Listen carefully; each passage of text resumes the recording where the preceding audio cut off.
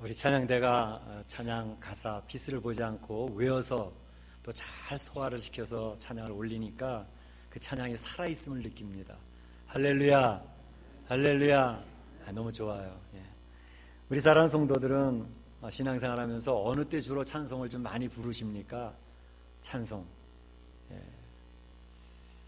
혹시 여러분들이 막 지쳐있고 힘이 쭉 빠졌을 때 그때 찬양 부르셨던 기억이 혹시 있으신가요? 뿐만 아니라 우리 삶이, 이민의 삶이 막 꼬여지고 일마다 하는 것마다 다 안 풀려지고 꽉꽉 막혀 있을 때 그때에 하나님을 바라보며 찬양하면서 눈물을 흘리면서 감격의 시간을 가져봤던 그런 기억이 있으신지요? 오늘 보게 되면 원문에 참으로 굉장히 어려움을 당하고 있고 참 힘든 상황이 있는데 그분들이 하나님 앞에 한밤중에 찬양을 올리는 모습이 잘 묘사가 되고 있습니다. 그분들은 여러분이 잘 아는 것처럼 바울과 실라입니다. 감옥에 갇혔습니다. 많이 힘듭니다. 그런데 그곳에서 하나님을 찬양하는 그러한 모습이 본문에 나오고 있는 것이죠. 오늘 이 말씀 우리가 살펴보면서 하나님의 은혜를 나누고 싶습니다. 먼저 이분들이 감옥에 갇혔다 그러는데 도대체 이렇게 하나님의 귀한 일꾼들이 왜 감옥에 갇힌 것일까? 감옥에 갇힌 이유를 먼저 좀 살펴보기를 원합니다. 어떤 분들은 죄를 지었나요? 무슨 법을 어겼나요? 그래서 잡혔나요? 그러실 수도 있겠습니다. 그러나 그게 아닌 것을 우리는 알고 있죠. 우리가 지난번에 살펴봤던 것처럼 빌립보 성에 와서 이제 주의 복음을 선포하고 있는 바울과 실라 전도팀, 그래서 거기서 루디아를 만나서 이제 하나님 놀라운 역사를 우리가 살펴보았습니다. 하나님의 교회가 세워지는 그런 과정을 봤는데요. 오늘 그 빌립보 지역에서 여전히 바울과 실라는 하나님의 말씀을 선포하고 있었습니다. 하나님의 나라를 선포하고 있었습니다. 그런데 이제 문제가 생겼어요.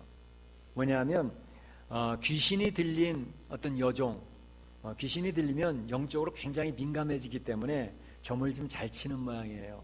그러니까 이 귀신이 들려서 점을 잘 치는 여자가 있었는데 이 여자가 바울과 실라가 나서 복음을 전도하는 곳에 따라다니면서 계속 이야기를 하는 거예요. 뭐라 그러냐면 이 사람들은 지극히 높으신 하나님의 종들입니다. 그리고 이 사람들은 이 세상에 구원의 길을 선포하러 온 사람들입니다. 그리고 외치고 다니니까 맨 처음에는 복음에 도움도 되겠죠, 전파하는데. 그러나 점점 계속해서 따라다니면서 그렇게 하니까 이 사람을 괴롭게 하는 거예요. 힘들게 하는 거예요. 오히려 도움이 되질 않는 거예요. 그래서 이제 이 사도 바울과 실라가 그 여인의 이제 귀신 들린 그 여인을 치료하는 그런 장면이 나오게 되거든요. 여러분들이 혹시 신앙생활 하다가 귀신 들린 사람을 만나보신 적이 있으신가요? 아니면 어떤 용하다는 무당이 또 굿을 크게 하는 그런 자리에 한번 참여해 보신 적이 있으신가요? 보통 이제 어른들이 옛날 얘기 그런 얘기 하시잖아요. 참 신통한 무당이 굿을 크게 하는데 오늘 갑자기 그 모인 사람들을 쳐다보면서 오늘은 신내림이 제대로 안 된다고, 이게 제대로 점괘가 안 떠오른다고 그러면서 이 모인 사람들 중에 혹시 교회 다니는 거나 예수님 믿는 사람이 있느냐고, 그러면 제발 부탁하노니 이 자리에서 좀 떠나주시면 좋겠다고 이렇게 얘기하는, 나는 얘기를 여러분 들으셨거나 경험하신 분이 계실 겁니다. 이 영적인 세계에서는요, 바로 하나님의 임재에 대해서 그 영적인 세계에 다 압니다. 그래서 귀신들도 바로 예수 그리스도를 고백을 하고 예수님에게 가까이 오지 말라고, 우리를 쫓아내지 말라고 그렇게 간청하는 모습도 나오지 않습니까? 그래서 이 영적인 세계 속에서는 이 영계가 있거든요. 그 영계에서는 이런 귀신 들린 사람이나 또 이렇게 영적인 어떤 일을 하는 그런 사람들이나 이 사람들이 하나님의 임재나 예수님 믿는 사람의 그 예수의 영, 성령의 역사들을 그들이 굉장히 민감하게 느낍니다. 그렇기 때문에 피해달라고 그러기도 하고 영적인 분별을 하면서 바로 저 사람들이 하나님의 사람들이라고 이야기하고 그런 일들이 벌어지게 되는 것이죠. 오늘 본문에 나와 있는 이 귀신 들린 이 여자가 점치는 여인이 바로 이 바울과 실라를 따라다니면서 굉장히 귀찮게 했습니다.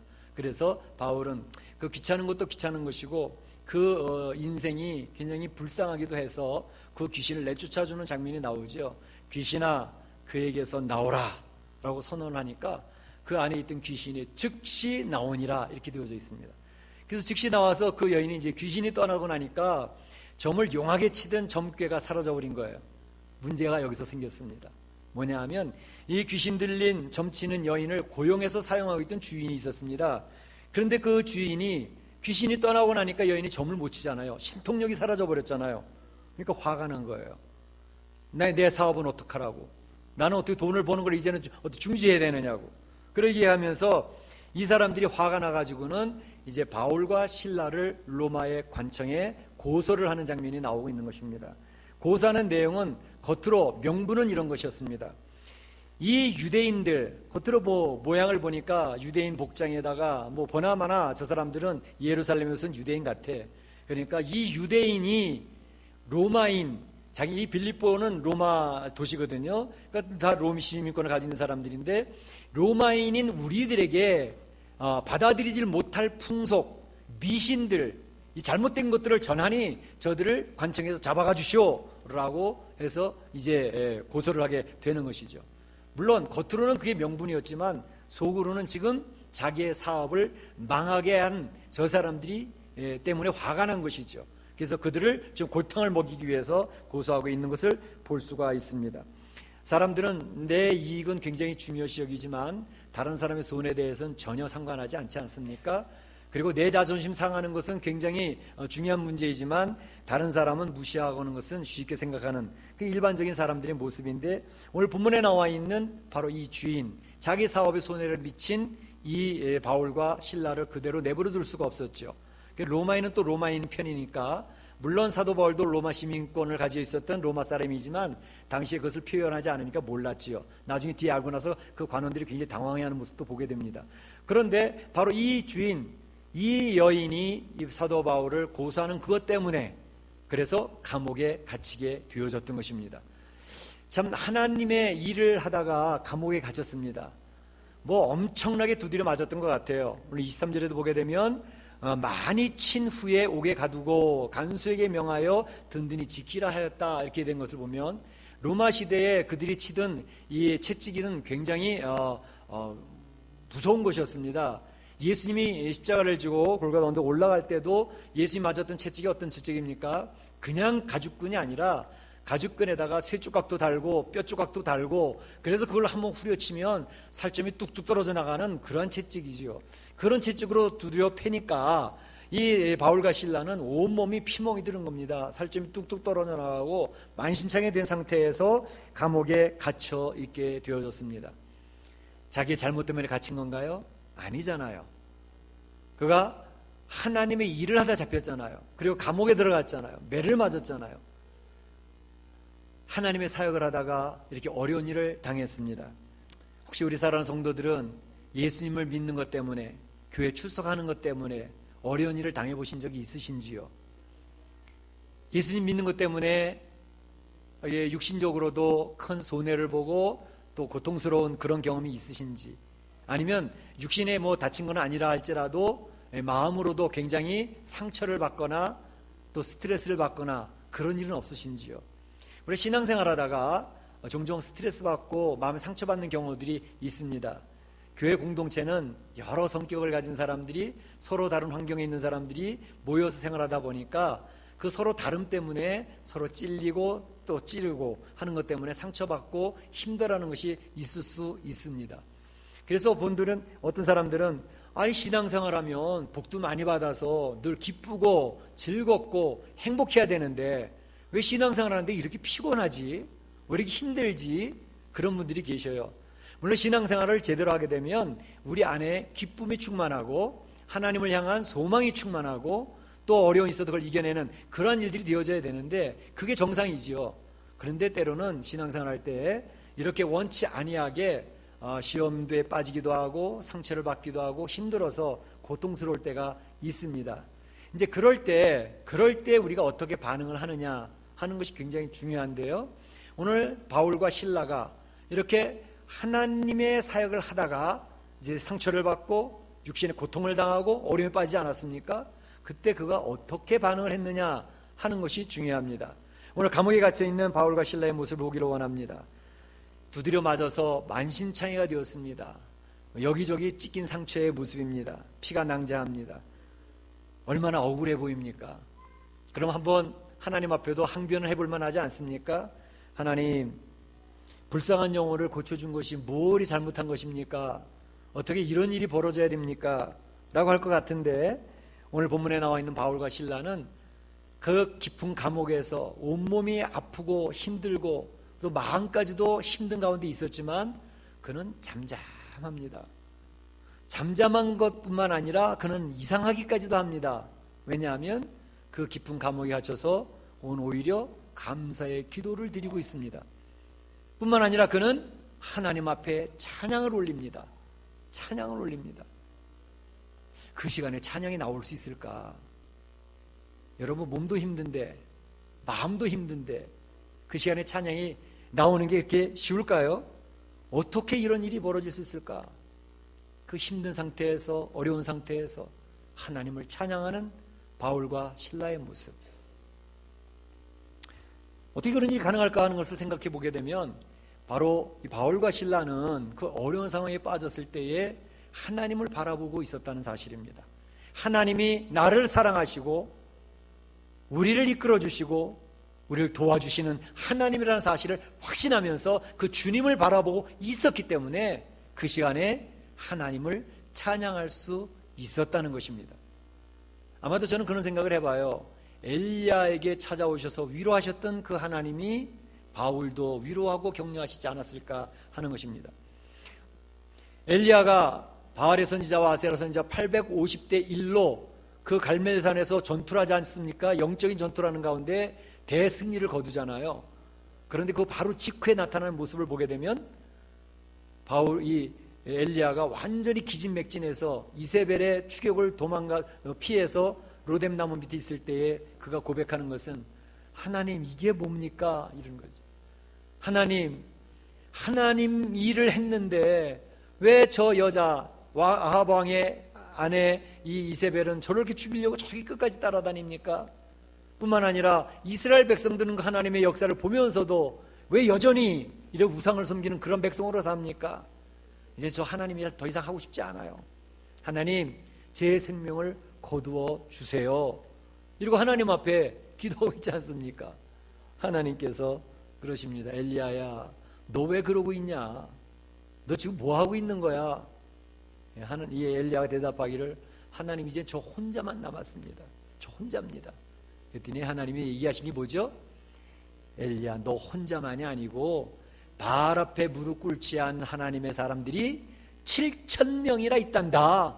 힘내. 그리고 하나님이 엘리야를 위로해 주시는 장면이 나오고 있지 않습니까?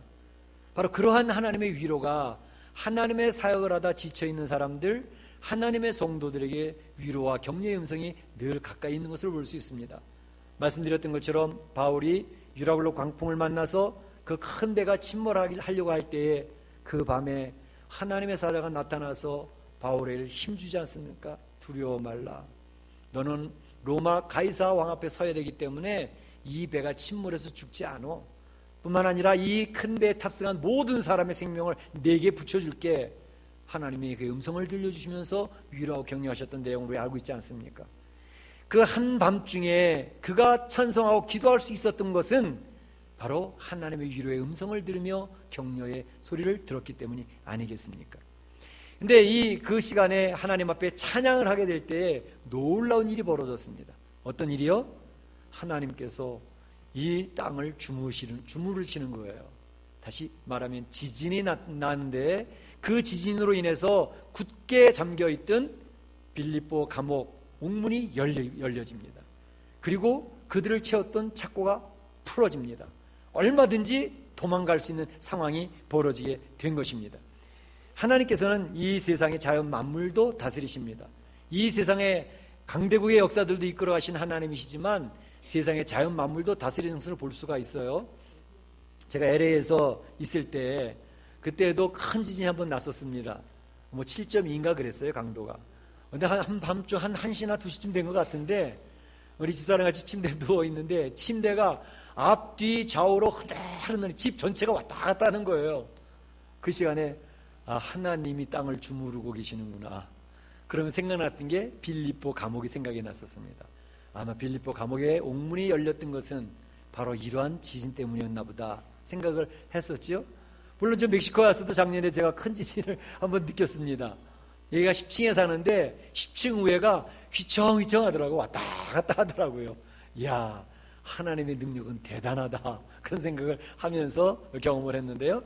하나님은 이러한 땅을 주무르시는 자연 만물을 주관하신 것뿐만 아니라 보세요, 큰 바다에 집체 같은 파도가 일어나서 그 제자리에 탔던 배가 이제 침몰하기 직전에 있을 때에 예수님이 일어서셔서 말씀하시잖아요.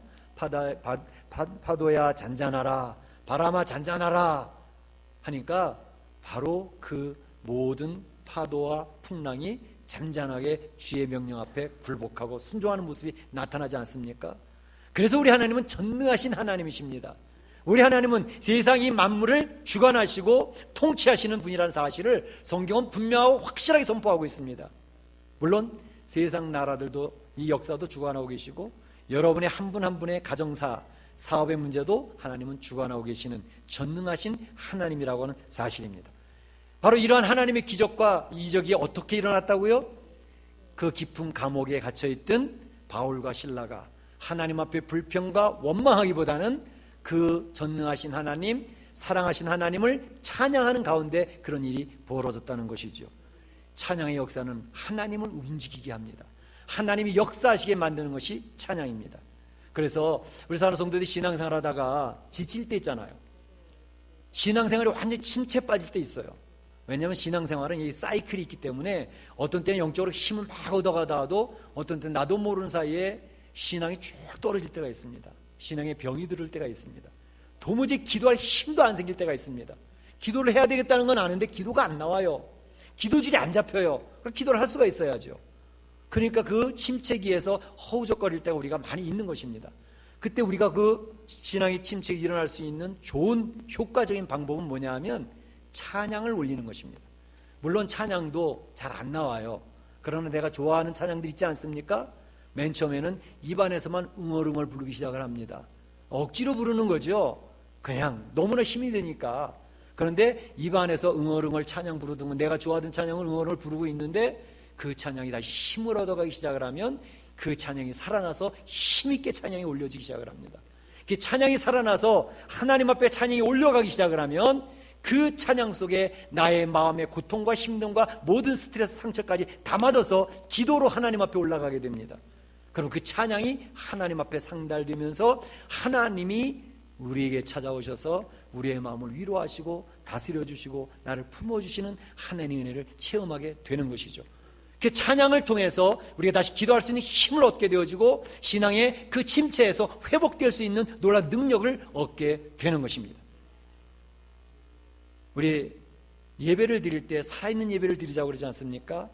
이 예배 시간에 하나님 임재하시고 임재하신 하나님을 향하여 나의 마음을 올려드리는 그것이 무엇을 통해서 표현됩니까? 찬양을 통해서 표현이 됩니다. 그래서 찬양이 여러분들 심령 깊은 곳에서 우리 좋으신 하나님을 나 찬양하고 싶어, 그 하나님 앞에 영광을 올려드리고 싶어 할 때 그 찬양이 올려지는데 보통 교회마다 그 교회의 영적인 건강성이 어디에서 드러나느냐 하면 그 교회 공동체의 찬양을 들어보면 알 수가 있습니다.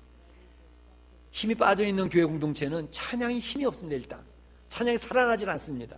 그런데 영적으로 힘을 얻고 있는 건강한 공동체가 되어지면 성도들의 찬양, 한 사람 한 사람의 찬양이 막 하나님 앞에 올려집니다. 정말 나의 진정을 담아서 하나님 앞에 찬양을 하고 있기 때문에 그 교회 공동체는 건강한 공동체로 하나님이 기뻐 받으시는 살아있는 예배 공동체가 되는 것이죠. 저는 요즘에 저희 교회의 찬양이 이렇게 막 살아나고 있는 것을 볼 수 있습니다. 우리 시온 찬양대도 피스 안 보고 찬양하는데 그 마음을 담아서 하나님 앞에 찬양 올리고 있지 않습니까? 얼마나 보기 좋은지 몰라요. 뿐만 아니라 여러분에게 권하고 싶은 것은 두나미스 팀이 바뀌었습니다. 예배 시간 30분 전부터 두나미스 팀이 찬양을 인도하는데 그 찬양 속에 하나님의 임재가 막 체험이 되어집니다. 그래서 예배 드리러 오시는 것도 중요하지만 여러분들이 그 찬양을 통해서 여러분의 신앙이 회복될 수 있도록 될 수 있으면 20-30분 전에 오셔서 두나미스 찬양에 함께 참여하시길 바랍니다. 여러분이 놀라운 하나님의 능력을 체험하게 될 줄로 저는 확신합니다. 일찍 오시기를 주의 이름으로 축원합니다. 예. 그래서 이 찬양을 통해서 여러분이 신앙이 회복되어지고 하나님의 은혜가 넘치는 그런 성도들이 되시기를 원합니다. 그런데 바로 그때 하나님 앞에 이러한 놀라운 기적을 체험하는데요, 더 중요한 기적과 이적이 나타났습니다. 그것은 뭐냐 하면 바로 그 빌립보 감옥을 지키던 간수의 회심입니다. 이 간수는 빌립보 감옥을 든든히 지키고 있었어요. 그런데 그만 그 지진이 일어나면서 옥문이 뒤틀어져서 문이 열렸지요. 그리고 이제 그 사람들이 착고까지 풀렸지요. 졸고 있던 간수가 깜짝 놀라서 일어나서 이게 어떻게 된 거냐고. 그래서 그 상황을 보면서 컴컴하니까 자기가 칼을 빼서 죽으려고 그랬습니다. 자살하려고 그랬습니다. 왠고하니 우리 사도행전 12장 19절에 나오는 것처럼 베드로를 놓쳤던 그 감옥을 지키고 있었던 그 옥졸들은 바로 그 베드로를 놓친 그것 때문에 죽임을 당했습니다. 이게 로마의 법입니다.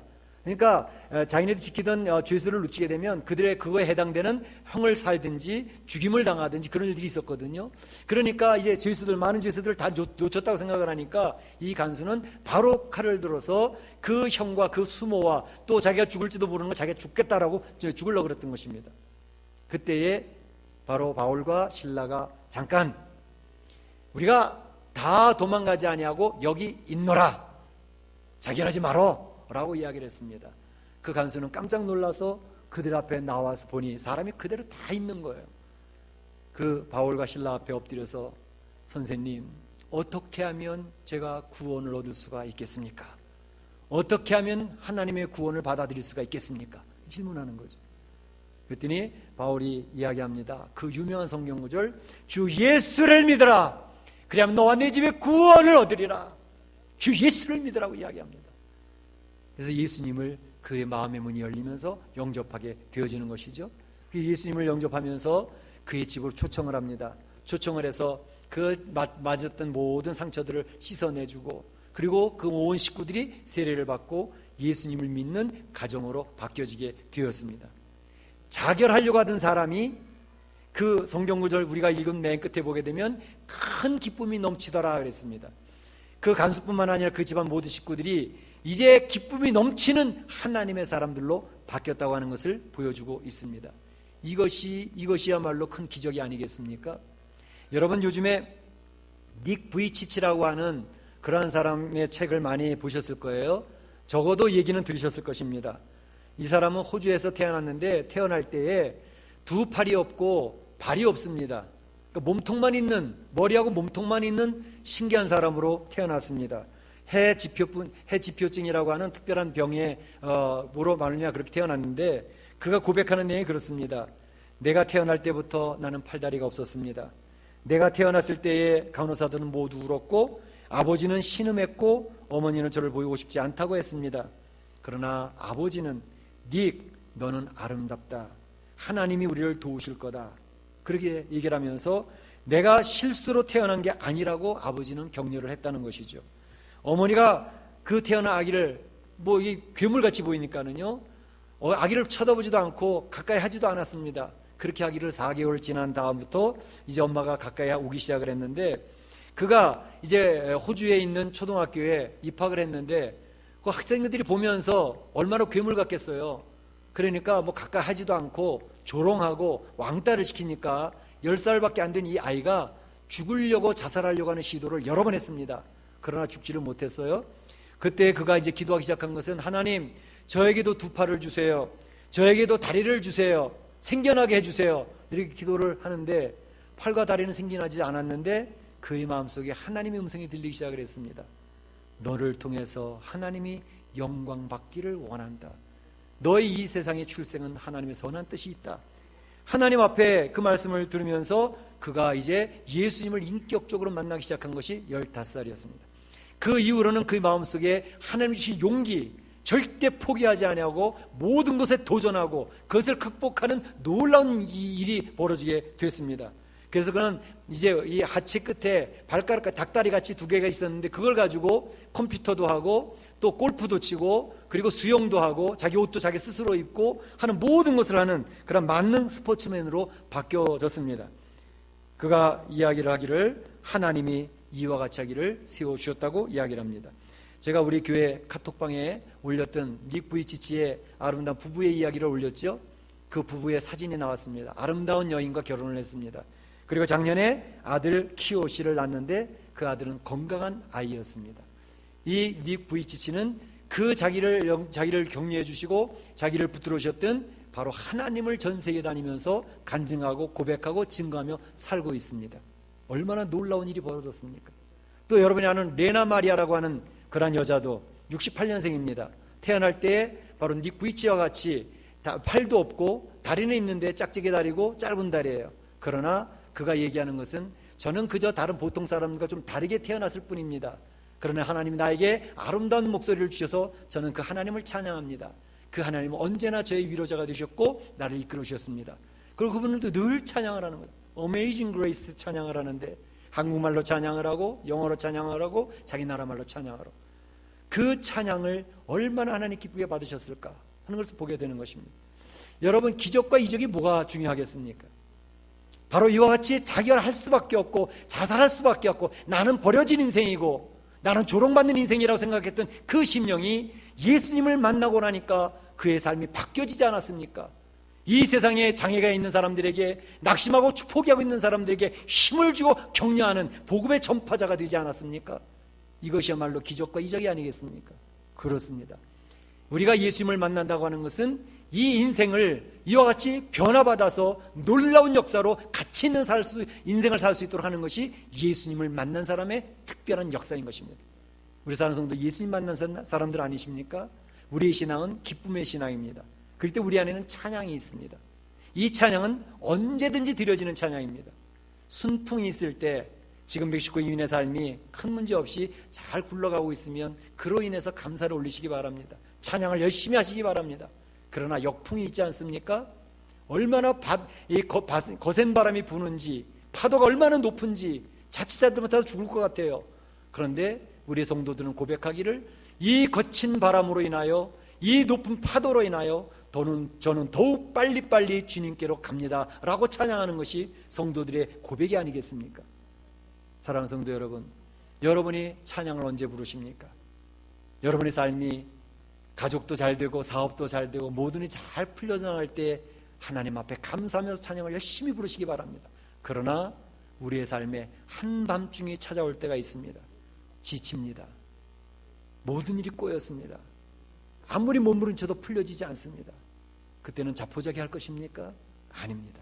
바울과 실라처럼 오히려 하나님을 바라보면서 찬양을 올리면 하나님 그 찬양을 받으시고 놀라운 하나님의 기적과 역사를 베풀어 주시는 분이십니다. 그분은 살아계신 분이십니다. 그분은 역사하시는 분이십니다. 그 하나님의 역사를 체험하시기를 축원합니다. 그래서 힘들 때 한밤중에 새벽이 올 것 같지 않은 한밤중에 주님 앞에 엎드려 찬양을 올리시면 그 하나님이 여러분의 찬양을 들으시고 여러분에게 다가오셔서 여러분을 위로하실 것이며 여러분의 문제를 풀어주실 것입니다. 그런 축복을 받아 누리시기를 주의 이름으로 축원합니다. 축원합니다.